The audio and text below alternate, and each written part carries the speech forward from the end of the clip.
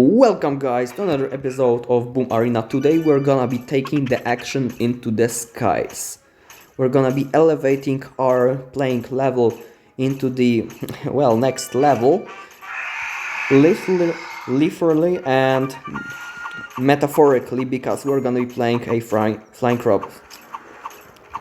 I don't know what happened to my speech today, but yeah, we're gonna be starting with a flying robot, and we get a first resignation of the video. Okay, let's jump to the next game.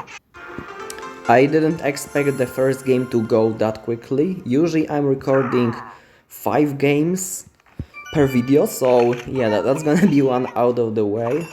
I may be trying to compensate it by adding the 6th game in the future, because, well, I'm not satisfied with that win, and I bet this man wasn't satisfied with that very early loss. Like, he just saw a flying robot and instantly resigned. Maybe he just didn't have a good matchup. I didn't check his deck, but our next opponent will be Kev, who, by the first look, he's gonna have a better matchup, because he's gonna have Bomberman, and Bomberman is one of the best response to a flying robot. He's gonna also have a Gunner, so very well prepared deck against air. He's gonna actually be able to cycle back to the Bomberman. Well,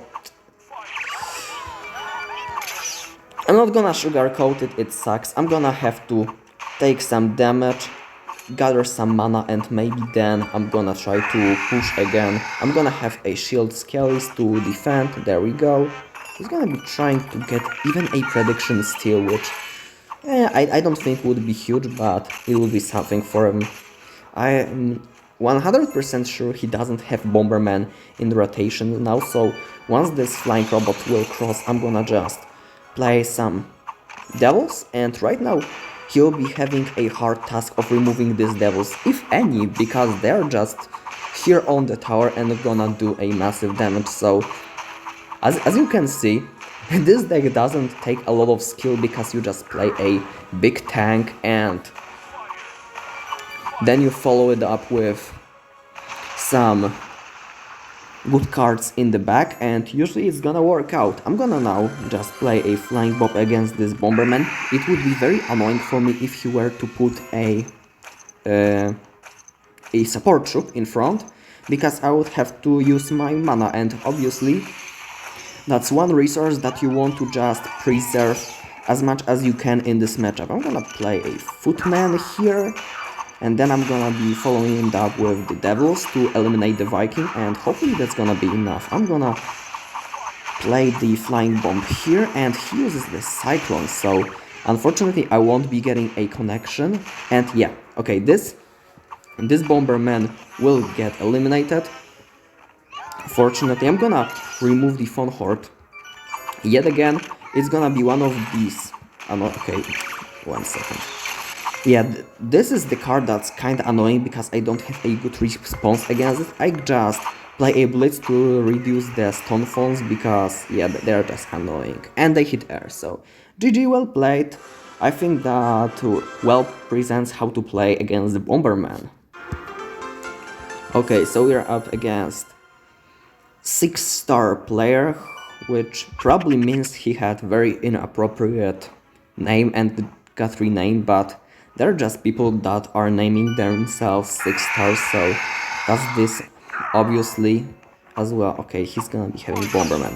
Also, a very important note to mention, this guy won't be running a default deck, but many people run default deck, and default deck obviously contains Bomberman, so actually he got absolutely perfect Bomberman splash, but it's not gonna matter that much, because we're gonna just get rid of it and take the slightly unfavorable trade.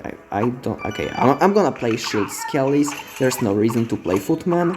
We're gonna take the good trade, and now we're gonna just reset the board. So against Bomberman, you have this combo of Flying Bomb and Blitz, and that's gonna be usually your best bet and savior, because yeah, you frankly don't have any other good response. I'm not gonna add a flying robot here, because yeah, he's gonna just get more value out of his Bomberman, so I'm gonna just play Flying Robot in the same lane. That's a very important thing.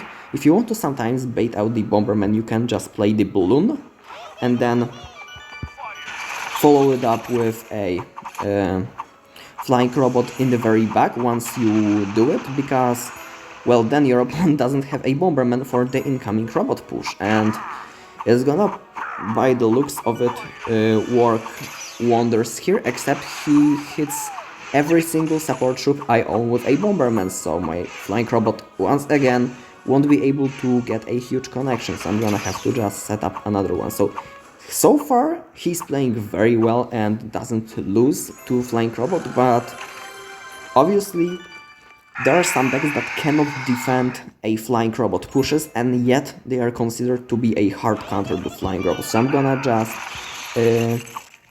talk about it for a second, that obviously the Flying Robot's biggest weakness is, I mean, the player is the weakest when playing the Flying Robot when he plays a Flying Robot in the back and he has only 3 mana, and usually people are not aware of this scenario, but if you want to beat Robot consistently, you have to be aware of that fact and just exploit it. So at least in my opinion, the best way to punish a Flying Robot player in almost any situation is to just pressure on the opposite lane. I don't mean like full on base trade, but like even the slightest pressure usually throws them off guard, because they have to choose whether they want to sacrifice this damage or they want to defend, and if they defend, you pretty much have already achieved your goal.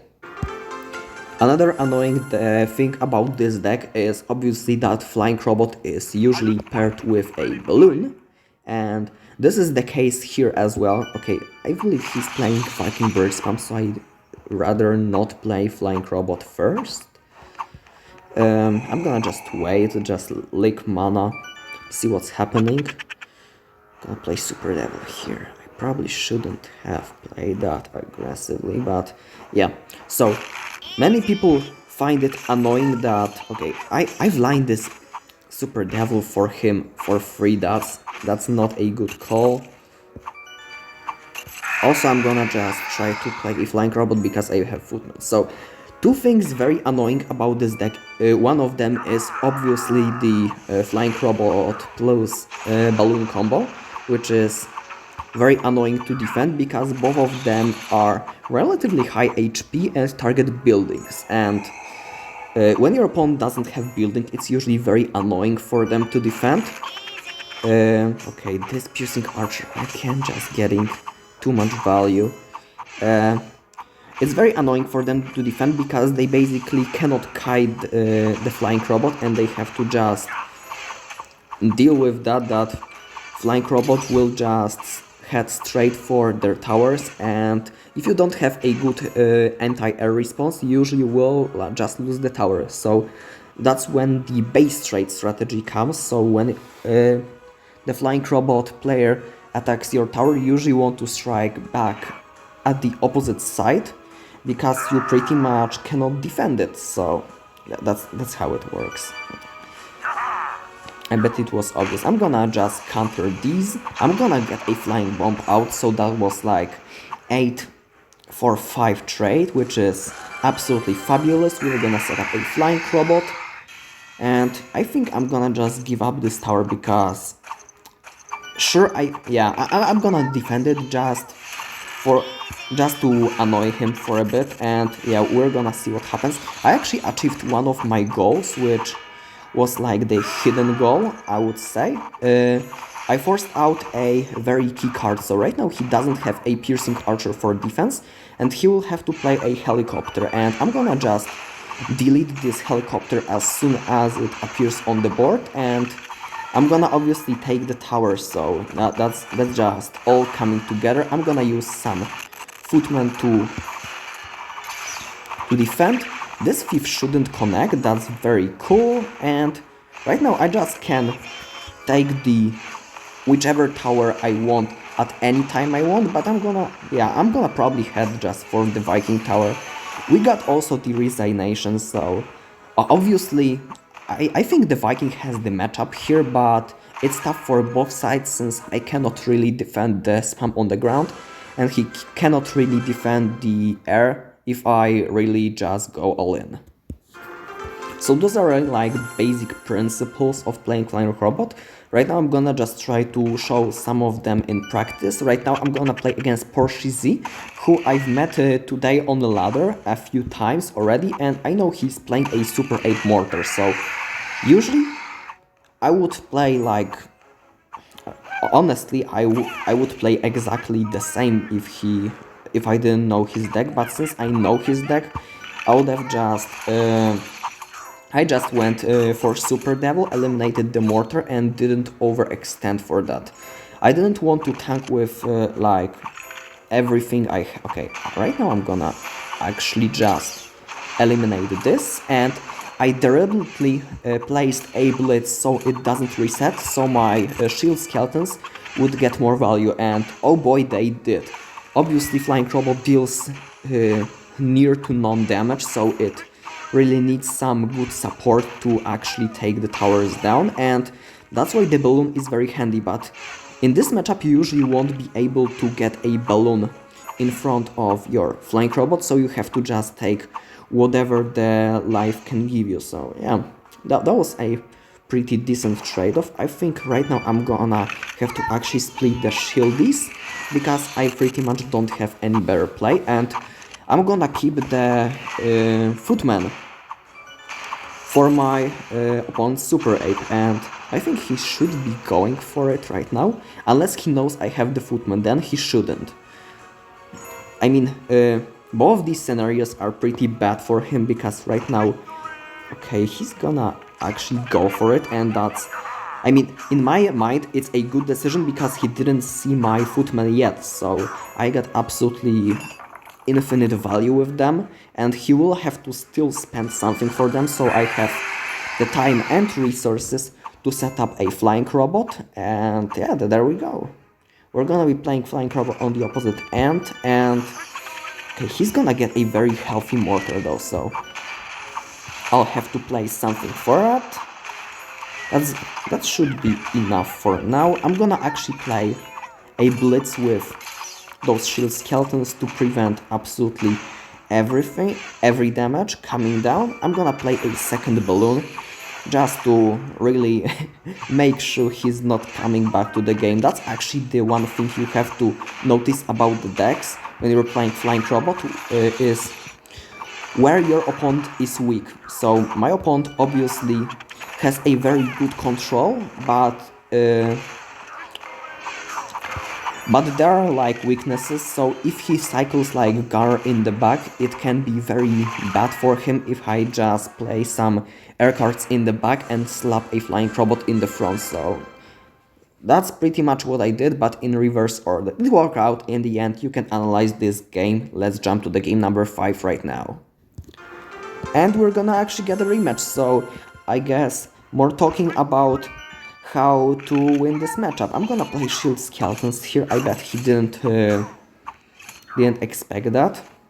That's obviously expected from me. He's gonna be playing a super ape. Okay, he wants to just get rid of the footman out of my rotation, which is very cute and correct move. Right now I'm gonna get rid of his mortar so I don't get any damage. That's a very good fire tiny. He's gonna lose a gunner, so yeah. So in the execution for him, but yeah, we're gonna just use that fact that he doesn't have a gunner and we're gonna just go for the flying robot. And yeah, he won't be having a gunner for that defense, but he will be able to kite our troops forever. So I'm gonna be playing this and that. He's actually cycling to his gunner and doing his best to do so, but my balloon is already on the way and he needed that mortar for the balloon, so I think we're gonna be closing this game very soon. I don't know, usually when I play this deck, which is like a Super Ape Mortar EQ, I have a good time against a flying robot, unless like my opponent completely ignores my attacks, and yeah, that's pretty much what I'm doing in this matchup, so pretty expected I'm having a success. Right now I'm gonna just be playing devils because realistically speaking he cannot stop them, so they will take care of the mortars sooner or later. It doesn't really matter for me. I just want this mortar dead and this mortar not taking my tower down, so it already fulfilled its purpose. I'm gonna play a flying robot here. Okay, I wanted to tank for all the footmen. Unfortunately, I won't be able to do so, but most of them will get the tankage. And right now I'm gonna just go for the balloon and try to snipe the mortar with the shield skeletons. So, when you know your opponent's deck weaknesses, you can just make plays like this, and yeah, I think Porsche knows it's over because I'm just overwhelming his Viking tower. I'm gonna just give him good game. He didn't play the best way possible, but most of people you will meet won't be able to defend your pushes anyway, so that was just a good tutorial on how to navigate this matchup and this deck. And if you watch till the till the end of the video and you still hear my voice, thank you for watching till the end. Make sure to subscribe to my YouTube channel to see more content every single day, if you of course aren't already. And yeah, thank you guys. I'm gonna see you in the next episode of Boom Arena.